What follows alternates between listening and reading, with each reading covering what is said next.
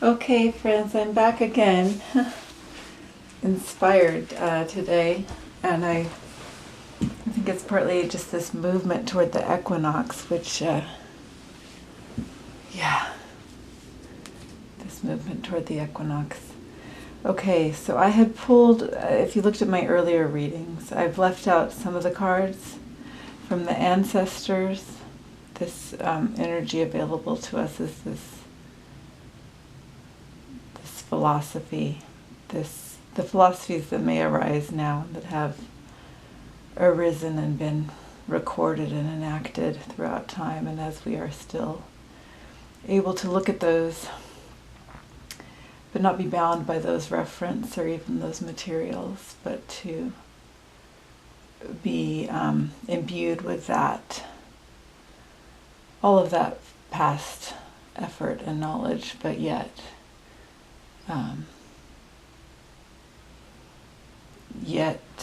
without rush. There is no rush, but yet without being bound to past ideas. Okay.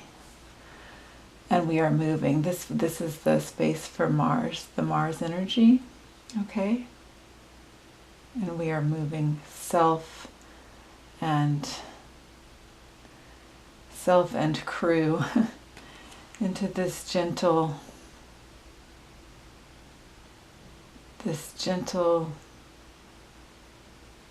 victory. Okay, it's not an angry victory. This is the space for this is Mars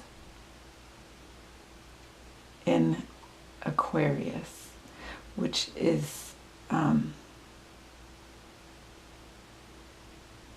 opposite tomorrow Uranus retrograde in Taurus, and as these are both fixed modalities, I'll draw a card for that as well. Okay, so this is Mars, and I'm going to draw for Uranus. Actually, for Uranus, I think I'm going to use the deck that scares me. I'm getting used to this deck. But it originally scared me. A friend sent it, and it just, I don't know, it seemed very unfamiliar.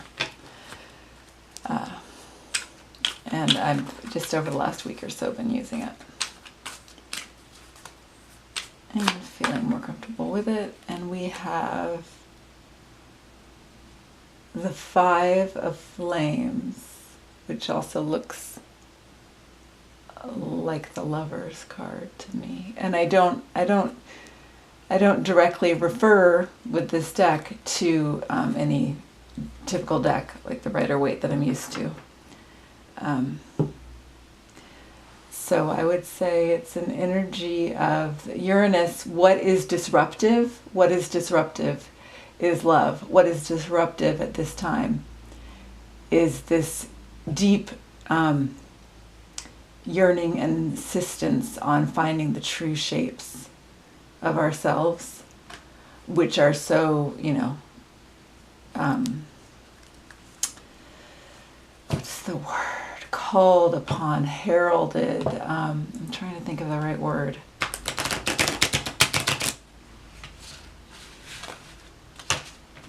Invited, if we want to do things more gently. Invited. We are invited by true love into our soul's true form. Okay? And that goes, big, as collective, as societal structures, and it goes as intimate as you can. So, in finding our soul's true form, that is not separate, prior or after, finding the true form of our living in the world.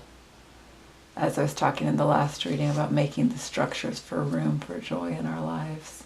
Okay, and what does the Taurus give us? But this insistence on being clear and giving voice to Taurus, rules the throat, and so I think part of what Taurus's energy of holding stabilizing or carrying any ideas that might spark, from the cardinal earth of Capricorn and go into the changes of Virgo. The careful changes of Virgo. In a way, Taurus is less careful. Taurus as the fixed energy is almost less careful than Virgo as the mutable energy for Earth. So it's a insistence on grounding and on speaking of these new truths and in these new ways. That's what I would say about Uranus and Taurus right now. Okay, so Uranus retrograde in Taurus, Mars direct, and they're both moving direct in Aquarius, and they are looking at each other tomorrow. We are held in this absolute capability that is our inheritance, and yet we are not tied to it. And then I'm going to draw a card for the fixed. Actually, I think I'm going to draw from this one. From the fixed. Actually, you know what I'm going to do? A card for the fixed energies of both Aquarius, the very different fixed energies of Aquarius and Taurus. I mean, Taurus, stubborn. As a Taurus, that kind of irritates me, but there's a goodness to it. Taurus, stubborn. Taurus, the bull sitting in the pasture. Ferdinand. I'm not going to go fight. I'm sitting here. I'm smelling the flowers. And then Aquarius is actually carrying. I mean, if Aquarius is carrying the water, bearing this, these feelings, these thoughts and feelings. In a way, Aquarius is this mixture of what we think of, and we tend to ascribe to feeling, the power of feeling, and then thought, the power of intellect. Okay. Whew, Six of Swords. Okay, we got Six of Swords again, and I did a whole video. I didn't title it Six of Swords. It's titled something else. It's like one of my Venus RN ones, but I was just feeling, I think it is anyway, I was just feeling so Six of Swords, like this energy. We are just moving, and it's a clarity, and the swords are a little freaky. The swords, I mean, they're scary. They can hurt you, but we are moving, and look, we are moving to this new, we have all this capability, and we have this love. And we have this motion, this initiation, this stamina. I was talking in the video earlier about the Martian or the masculine, formally defined. We can define everything anew. But that energy of, stamina, of movement, of... I can't think of the right word exactly right now, but anyway, I like seeing this Six of Swords again, because I really feel like we're in a time that is so, to me, very defined by that Six of Swords. It's a little lonely.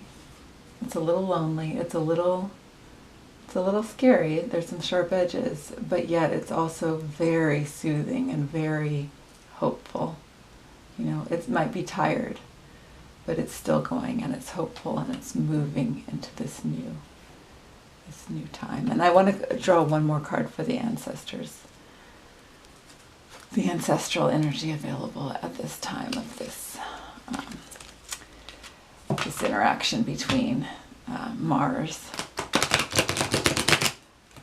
direct in Aquarius and Uranus retrograde in Taurus. And this, it's funny because this card is such a moving card, but it's for the fixed energy, the modality, the part of what's fixing it, grounding it, bringing it to earth now. All these new ideas and this falling into our soul's true soft dignity, which we're here to experience, and I've said that in some other videos. It can be easier than we might imagine it to have been, but there's still been sorrow, and there's still been, we still may be tired. Okay, I have the Queen of Wands, and in the last reading we came up with the King of Wands, to do with Mars in another aspect. You can go back and watch that video if you want to, but look at these two thoughtful, feminine portraits that come to us from the past. So in a way, this to me brings in all that's been labeled feminine and been ignored. So when we look back at history, there's so much more to history than we typically acknowledge, and it's, you think how complex the present moment is, and that history is just a landscape, a field of all those moments. And then we have the Eight of Wands. Okay, that seems very Martian.